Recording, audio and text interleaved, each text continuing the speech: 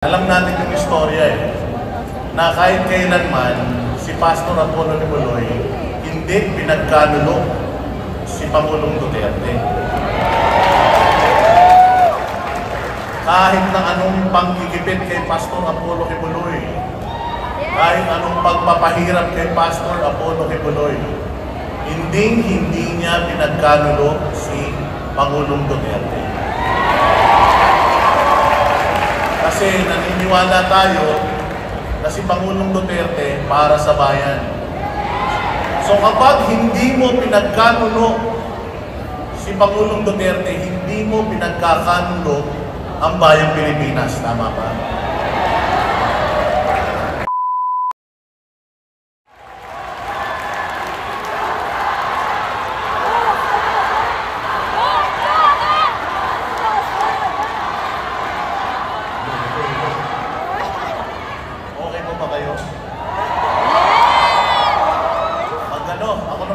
Salita kasi bago pa tayo ikulong ng Kongreso, at least makapagsalita muna tayo sa proclamation rally. Sobrang importante nitong araw na to. Naniniwala ba kayo?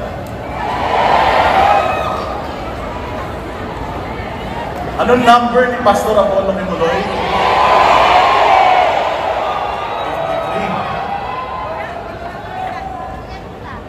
53. Alam nyo mga posing, pinagbuklod-buklod tayo ng pagkakataon ngayon. Mula noong siege hanggang ngayon, magkakasama pa rin tayo. Hindi nila na-break, hindi nila nasira yung spirit ng mga taga-KOJC. Naniniwala ba kayo? Naniniwala ba kayo na nangyari ang lahat ng yan dahil scripted na? Napakaganda ng naidulot. Sa totoo lang nung ating pagsasama-sama kasi nakita natin noong 16-day siege kung sino talaga yung mga kakampi natin, nakita natin kung sino talaga yung mga kalaban natin. At maraming mga pinagkatiwalaan si Pastor Apollo Kibuloy na iniwanan siya sa ere, pero tayo iiwanan ba natin siya sa ere? Dapat bang tumakbo si Pastor Apollo Kibuloy? Alam niyo mga boss, ang isang nakita nating masasabing mali, which is tama pa din naman, yung magiging magkaibigan ni Pastor Apollo Kibuloy at ni Pangulong Duterte. Pero kung nakita natin, alam natin yung istorya na kahit kailanman si Pastor Apollo Kibuloy hindi pinagkanulo si Pangulong Duterte. Kahit na anong panggigipit kay Pastor Apollo Kibuloy, kahit anong pagpapahirap kay Pastor Apollo Kibuloy, hindi niya pinagkanulo si Pangulong Duterte.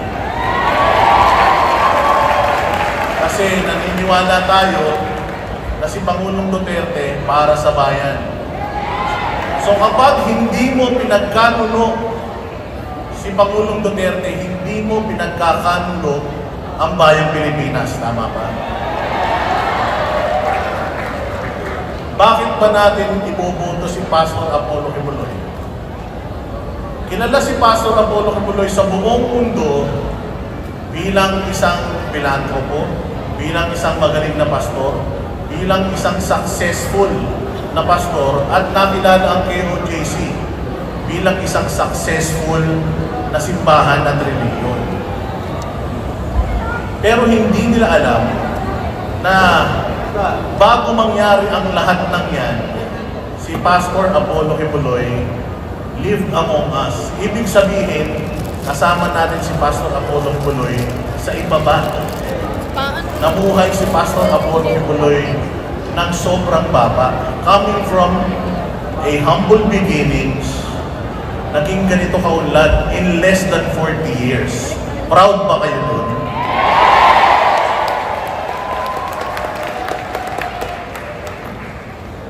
Ready na ba ang mga taga-KOJC na tulungan? Ready na ba ang mga taga-KOJC na tulungan ng Pilipinas? Ang tanong, ready na ba ang Pilipinas sa disiplina na ipapatupad ni Pastor Apollo Kibuloy? Yun ang malaking tanong. Pero katulad ng sinasabi ko si Pastor Apollo Kibuloy, alam niya kung ano yung problema ng bayan natin. Kasi nasolusyonan niya yun lahat on his own. Merong kakulangan noong unang mga panahon ng inyong samahan, ng inyong simbahan. Marami ang kakulangan. Kakulangan sa pera, kakulangan sa mga bagay para kayo ay umunlad. Pero dahil magaling ang inyong leader, tingnan nyo naman kung nasaan na kayo ngayon. Nagsimula kayo, iilang piraso lang kayo. Nagsimula kayo sa Davao, iilang piraso lang. After close to 40 years, mantakin mo buong mundo, kilalang kilala na kayo at buong mundo kumalang.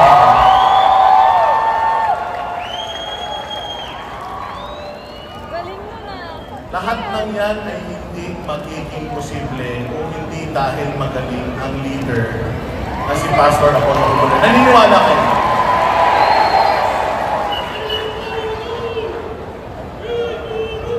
Kaya mga bossing, ipakita natin sa buong mundo na kailangan natin ng Pastor Apollo Kibuloy sa Senado. Ang isinusulong po ni Pastor Apollo Kibuloy ay zero corruption. Yan po ang numero unong problema ng bayang Pilipinas. Napakaraming resources ng Pilipinas. Kung mapapansin ninyo, tayo lang yata sa buong mundo yung sinakop ng iba't ibang lahi dahil napakaganda ng Pilipinas. Ngayon, aanahin naman natin yung ganda ng Pilipinas kung puro magnanakaw naman yung inuupo natin sa kapangyarihan. Magnanakaw ba si Pastor Kibuloy? Masamang tao ba si Pastor Kibuloy? Bakit siya ngayon ang nakakulong samantalang yung mga kriminal, mga magnanakaw, nandiyan lang pa?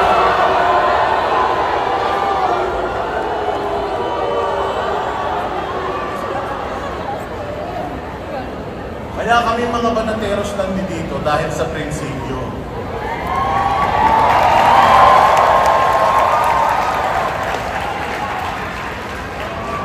Dati rin kaming mga kritiko ni Pastor Apollo Kibuloy. Dati rin kaming kritiko ng Kingdom of Jesus Christ. Pero dahil si Pastor Apollo Kibuloy, napakagaling na leader, hinarap niya kami. Kasi ganun ang leader. Ganun ang magaling na pinuno. Humaharap, nakikinig. Yung mga leader ba natin ngayon, humaharap? Mga leaders ba natin ngayon nakikinig? Alam niyo mga boss, ang utak komunista, yung lagi na lang sila yung tama. Na kahit meron namang batas, hindi nila susundin yung batas. Kasi nga mga komunista ang isip, laging sila ang tama.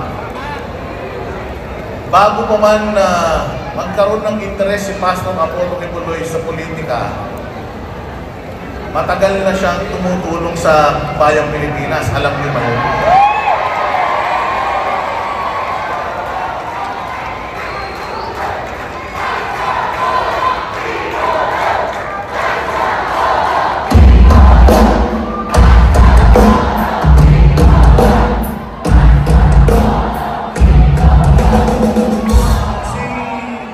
Nung naging presidente si Pangulong Duterte, at si Pastor Apollo Kibuloy yung nagsilbing kanyang spiritual advisor, halos lahat humihingi ng posisyon kay Pangulong Duterte. Pero si Pastor Apollo Kibuloy, sa kabila ng dami ng kanyang naitulong, sa kabila ng laki ng kanyang ginastos para sa nation building, kahit isang posisyon hindi yan, or pabor, hindi yan humingi kay Pangulong Duterte. Kasi si Pastor Apollo Kibuloy, nagbibigay ng biyaya at tulong, hindi humihingi ng tulong.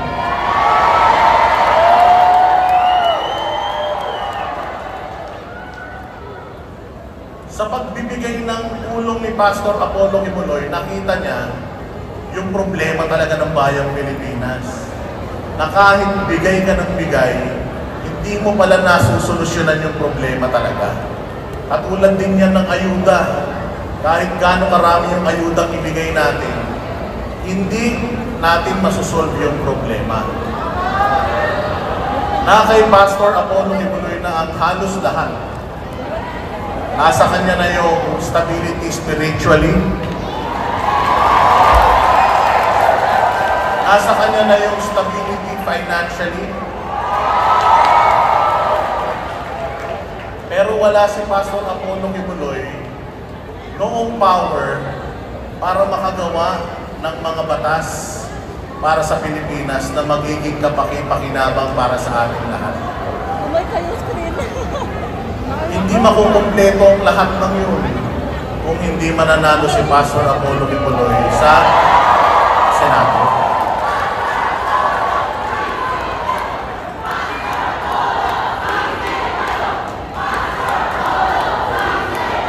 Naniniwala ba kayo na kapag nanalo si Pastor Apollo Kibuloy, magbabago ang kilos at gawa ng mga politiko?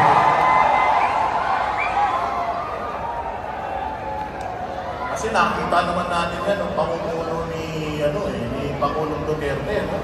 Nagbago lahat. Lahat bumait. Lahat natakot. Pero hindi lahat naging disiplinado. At yun yung brand ng politika na gustong iparamdam sa atin ni Pastor Apollo Kibuloy, yung disiplina. Kaya noong siege, noong 16-day siege mga bossing, kitang-kita ng buong mundo kung anong klaseng leader si Pastor Apollo Kibuloy. Tukod na pagtibay yung katagang kung ano ang puno, siya rin ang bunga. Itataya ng Banateros ang aming mga sarili. Actually, nagsalita na nga si Banat Bay na itataya niya pati yung aming mga channels para kay Pastor Apollo.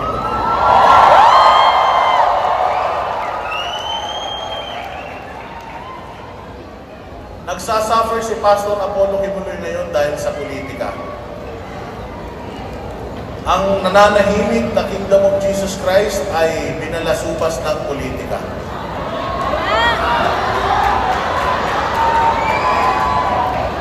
Binalahura nila pati yung simbahan. Binalahura nila yung holy grounds ng Kingdom of Jesus Christ.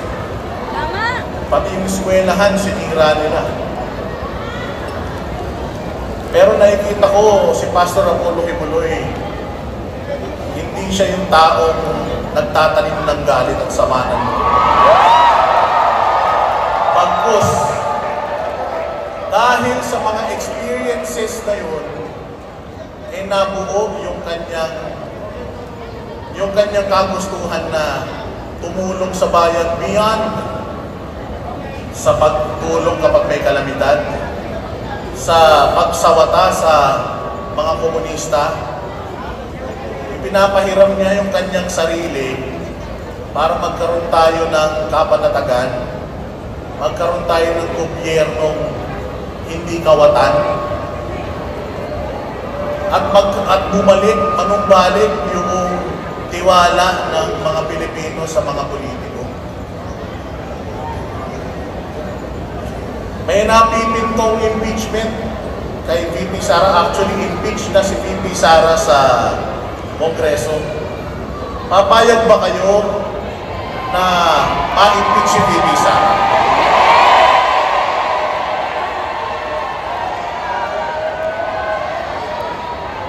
kayo pumapayag, double time tayo.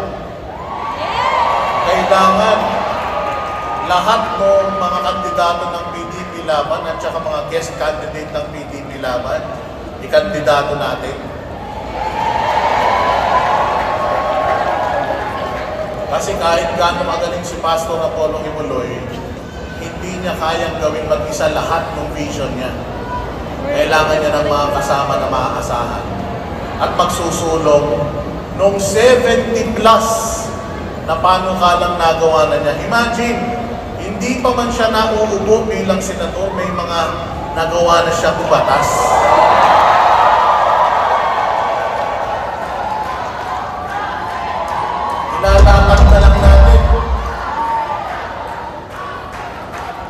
Ilalatag na lang natin mga bossing. Nandiyan na, ready na. Ipapanalo na lang natin siya. Hindi magsasayang si Pastor Apollo Kibuloy ng kahit isang minuto sa kanyang paninilbihan. Mantakin mo, sinong politiko ang tumatakbo ngayon bilang senador o kahit na anong posisyon sa gobyerno ang may resibo katulad ni Pastor Apollo Kibuloy? Sinong politiko ang nangako na ibibigay niya pati yung kanyang sweldo para ibalik sa taong bayan?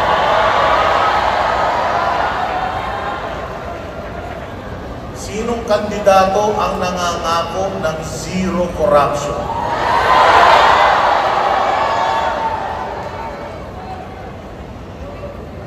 Si Pastor Apollo Kibuloy lang yan.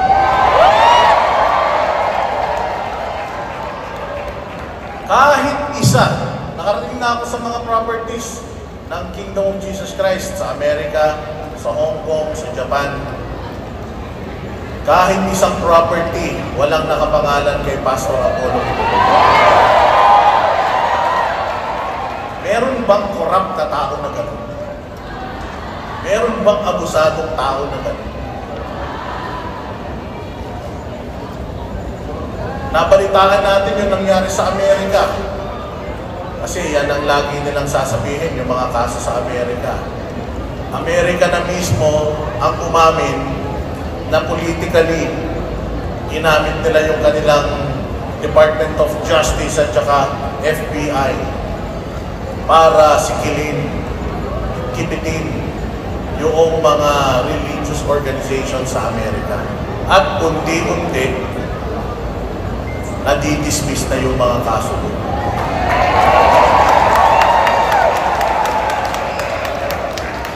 At naniniwala tayo na dito sa Pilipinas, mangyayari na din yun soon. Gusto niyo na bang makasama si Pastor Kibuloy? Gusto niyo na bang makasama si Pastor lumibot sa buong Pilipinas? Magdasal tayo na sana bigay ng Panginoon yung umahawak ng mga kaso niya na magdesisyon ng tao. Panalangin natin yan mga boss. Again, zero corruption. Kung naglungsad si PRRD ng war on drugs, si Pastor Kibuloy maglulunsad ng war on corruption.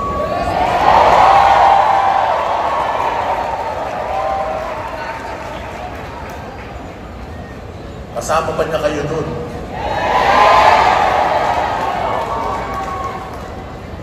Pinipigilan tayo actually na mag-gather. At sa mga panahon ngayon, ang lakas natin, lakas ng boses natin, nasa social media na. Kaya nga yung mga vloggers na medyo critical sa kanila at matatalinong napapansin lahat ng mga ginagawa nila, pilit nilang pinatatahimik. Kaya lahat naman, sino ba dito ang walang Facebook? At saka walang mga YouTube, walang mga TikTok, halos lahat meron. Willing ba kayong ipahiram yan kay Pastor Apollo Kibuloy? Willing ba kayong magkalat ng mga totoong balita? ba ay tumatangkilik ng pekeng balita? Kasi sinasabi nila, peke daw yung mga binabalita natin. Gamitin natin yung ating mga social media. Ang totoong people power, mga bossing, nasa social media. Nakatutok dyan sa social media ang mga taga-gobyerno, mabait at mabuti. Dahil sa social media, nabibisto natin yung mga kabulastugan nila. Napakapalad natin mga boss dahil mayroong social media, hindi katulad noong araw. Kaya gamitin natin ng tama yung social media. Maging ano tayo, i-review natin lahat, i-challenge natin lahat, at lahat ng mga bagay na makakatulong kay Pastor Apollo Kibuloy para maikalat natin sa buong mundo kung gaano siya kabuting leader. Maasahan pa namin kayo na isi-share nyo yan. Ako po ay merong